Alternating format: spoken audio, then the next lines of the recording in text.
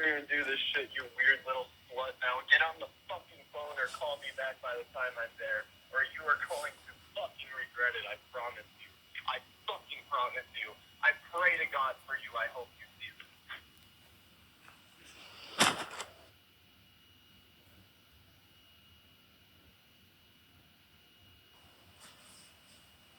Call me right fucking now! What the fuck is wrong with you? Hello? Hello, bitch! Okay, well, it's almost the end of 2025.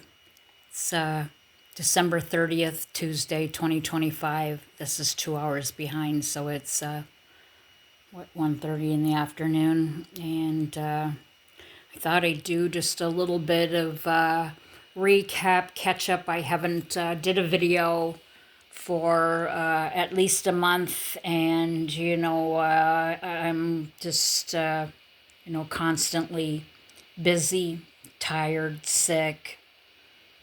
I work nonstop at documenting this horrific crime against humanity, and that recording I just my granddaughter recently lost her phone for probably the 5th time, something happening to her phone the 5th time this year.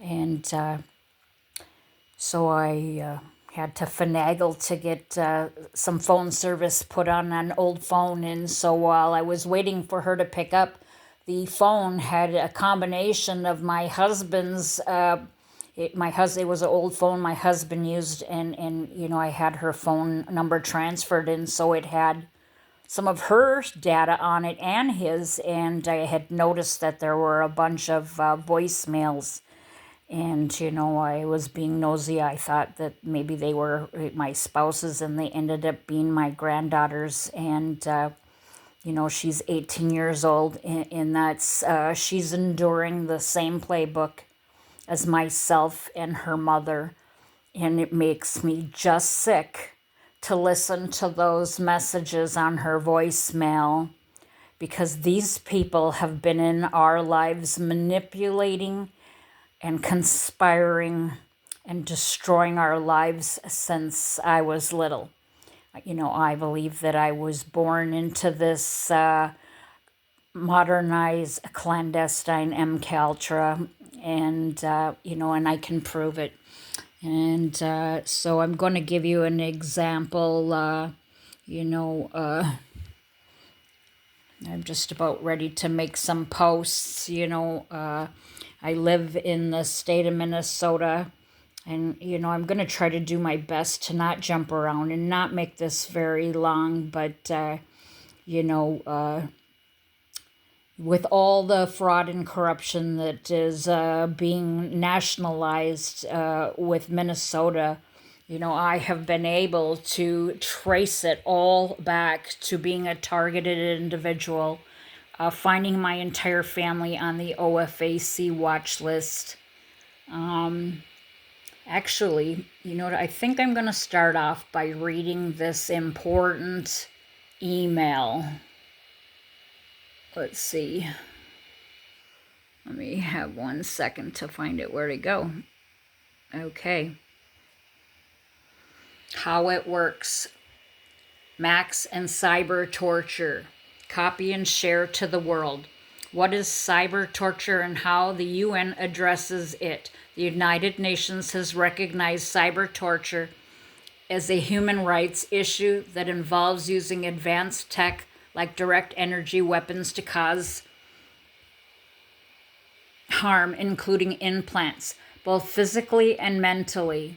The UN's Human Rights Office has a set of documents that highlight how this form of torture works, what kind of tech is being used, and the severe impact on victims. They are also taking complaints and trying to get more data out there. Even though some people sometimes blame the UN for not doing enough, in reality, they need folks to collect and share this data so it can be addressed. Network surveillance and biometric exploitation. an 8-year investigation. Approximately 8 years ago, I began documenting anomalous elements appearing across internet networks, which I discovered was alarming convergence of radio frequency signals and network traffic in my environment that should not have been present, including signatures from multiple military contracts. Cybertorture. No one talks about it because they are gatekeepers. And, I didn't open that link here. Yeah, I won't open that link. So, packet sniffing and network analysis. I started using packet sniffer tools that can detect if devices have been implanted in your body by monitoring the network communications. The global gold standard for this analysis is called Wireshark. However, Wireshark has been modified so that the resolve addresses are no longer readily visible to users. These addresses now appear mixed with legitimate data mining traffic from advertising networks. Detection methodology. To conduct your own scan using Wireshark, you can run it in promiscuous mode, I'm not sure what that word is, and relocate to a radio frequency zone. Ensure you have adequate power supply, then power up and begin recording. I recommend experimenting with Wireshark at home multiple times to become familiar with the process. If Wireshark proves unstable, you need to use a snort, which can pull back up everything on the network. However, be aware the network restrictions may be impossible if authorities detect you're conducting this type of surveillance. The body as currency, digital identity, and DNA exploitation. Some of these implants are being utilized within digital identity frameworks where they generate income. How? Through your body movement, body motion, and your DNA. Your DNA is unique to you, and your DNA is worth millions of dollars. Targeted individuals, a topic most people avoid discussing, typically come from very rare genetic families. I am one of those rare genetic families. I represent the maternal trunk for over 40% of the European populations. My genetic origin traced to the Arctic, specifically the Sami people who represent the highest census population of my haplogroup, the Nagoya Protocol Gap. Canada, the United States, Russia have not signed into the Nagoya Protocol. What is Nagoya? Nagoya Protocol pertains to DNA research and profit sharing. Countries that haven't signed this agreement or have signed with reservations have shared in the profits from collecting, modifying, editing, and selling genetic data to pharmaceutical companies, body area networks, and academic complicity. In reality, we are dealing with universities that are teaching body area network implants across the world. These are being framed as tools for private health monitoring. Universities don't teach it unless there's profit in it and demand for it. So where is the demand? Dead peasants' insurance and financial incentives. Let me repeat that. Dead peasants' insurance and financial incentives. There's something called dead peasants' insurance, also known as corporate-owned life insurance, co-pays, and group insurance. There are different types of worker compensation board insurance, workplace life insurance policies take out on employees without their knowledge. It becomes incredibly easy to utilize these devices without informed consent. You can order them directly to your door without needing a specific special license. They're marketed for gaming purposes, but they can be implanted in your neighbor, modified, and used to collect data through advertising beacons. Once you collect the data, you can distribute it for profit or take out patents on it.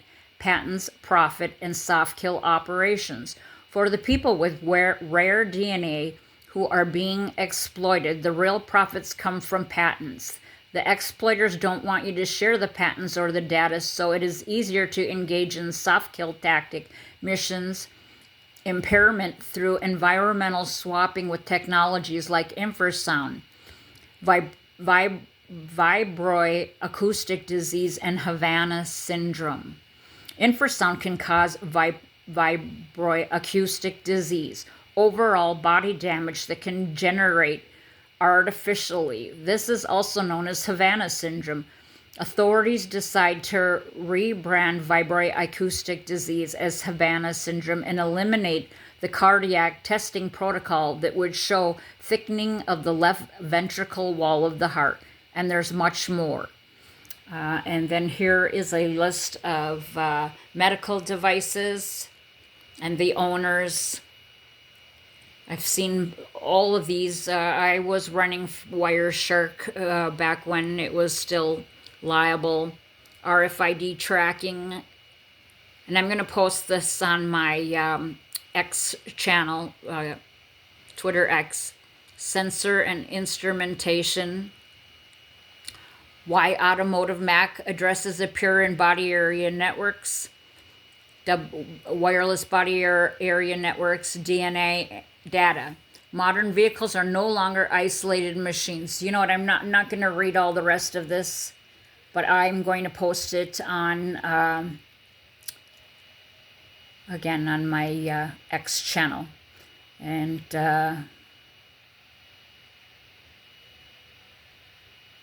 there is currently no government oversight for private military contractors in Canada, and essentially anyone with the means can hire them. Insurance company, pension groups, and other entities can hire private military contractors and use advanced technologies without anyone knowing. There is no oversight, there's no complaint body, and there's no investigations because there's simply no laws against the use of direct energy weapons in Canada. So that was written by my friend Bobby in Canada.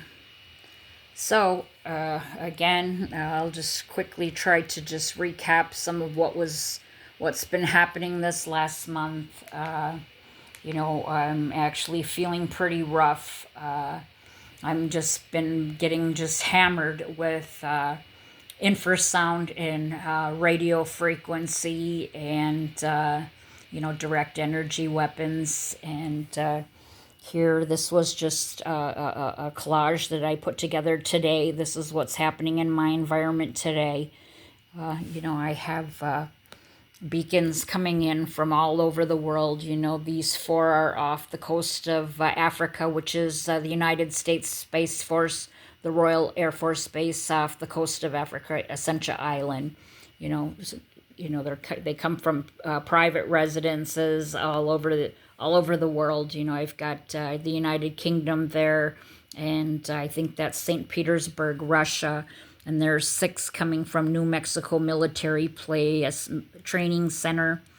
And just showing this grid photo of these are all weaponized, monetized, like mobile cell towers, and they are in every community all across the United States, you know, and not limited to, I'm sure they're in Canada and wherever. And this is my house, and I'm surrounded by people that think they have a right to kill me for a profit, and they're, you know, they're human trafficking scumbags, and, you know, I'm being swamped with you know, devices that are picking up and selling my biomedical data. So here's an example.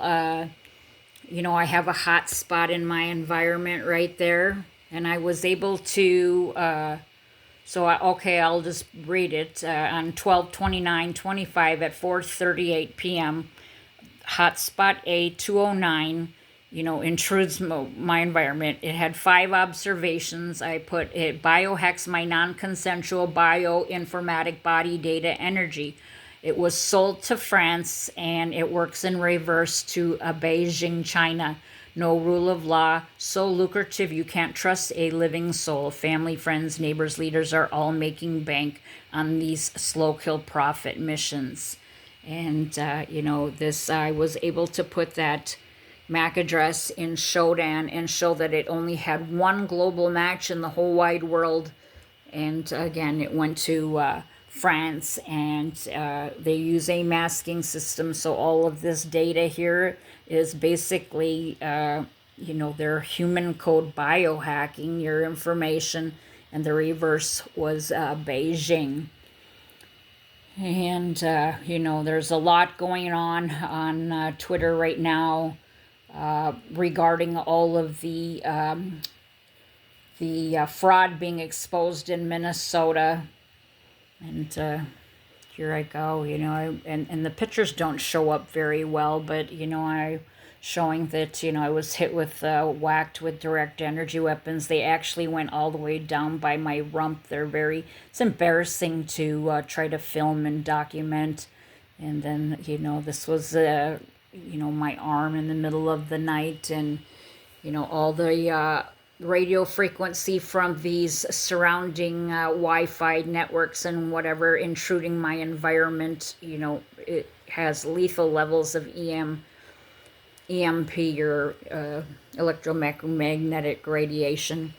And then I've got these psychopath neighbors that have these beams. My grandkids have been here a lot lately, and they're sitting on the couch, and that's beaming a block away through my window like that. That picture was taken through a window. Actually, it was a very hazy night. So, and again, look at, I have how many beacons that is too? I don't know, 5, 6, 7, 8 coming in from the United States Space Force.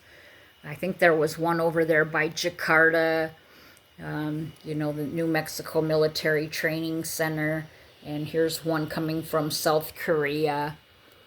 And then, I barbarically wake to cut hair. See, they're shaving all the hair off this side of my head. It's just disgusting. They cut, they dye, they razor, they shave my hair and eyebrows, and it just comes out in heaps too. So, I won't be silent. And here, isn't a good example. This Nick Shirley is getting all this attention for exposing the crime and corruption in Minnesota, and we've been screaming about it for years. So here's an example. I says all money laundering and corruption fraud schemes tied to targeted individuals. So way back in 2014, as you can see, I live way over here, but I had this device coming into my environment over here. And here's my grandkid's house, and it was coming from this house. This Nate Gear was